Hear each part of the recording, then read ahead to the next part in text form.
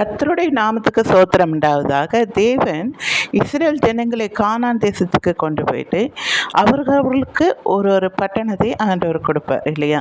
அப்படி கொடுக்கும்போது ஒரு பட்டணம் அடைக்கலம் பட்டணமாக இருக்கும்.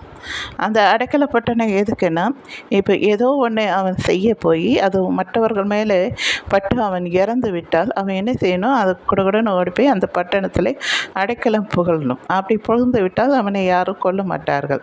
அதாவது நான் தெரியாமல் செய்தேன் அந்த தவறை, நான் தெரிஞ்சு வேணுமிட்டே செய்யலை அப்படின்னு சொன்னால் அவன் அந்த பட்டணத்தில் போய் அடைக்கலம் புகழணுமா. அப்போது அவனுக்கு ஒன்றும் ஆகாது. அவன் அந்த பட்டணத்துலேருந்து அவன் வந்து விட்டால் அவனை கொண்டு விடுவார்கள். இப்போது அந்த காலத்தில் தான் அப்படி இருந்துச்சு, இந்த காலத்தில் அப்படி எதுவும் இல்லை அப்படின்னு நீங்கள் நினைக்கலாம். ஆனால் நாம் என்ன செய்கிறோம்? தேவன் உயர்ந்த அடைக்கலமும் கோட்டையும் அரணான பட்டணமாக இருக்கிறார். நாம் தேவனுக்குள்ளே போய் என்ன செய்கிறோம்? ஒளிந்து கொள்ளுகிறோம். நாம் செய்த பாவத்துக்கெல்லாம் நம்ம தண்டிக்கப்படணும்னா அவ்வளோதான், எங்கேயோ போய் விடுவோம், அப்போதே இறந்து விடுவோம்.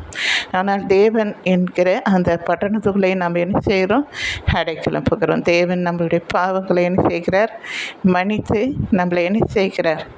பிள்ளைகள் அறியாமல் செய்துவிட்டால் இனி பாவம் செய்ய மாட்டார்கள் என்று தேவனிடத்திலே பரிந்து பேசிக்கொண்டே இருக்கிறார். எனக்கு அன்பானவர்களை, தேவன் நமக்கு அடைக்கலமும் கோட்டையும் அரணான பட்டணமாக இருக்கிறார் என்பதை மறந்துவிடாதீர்கள். நன்றி.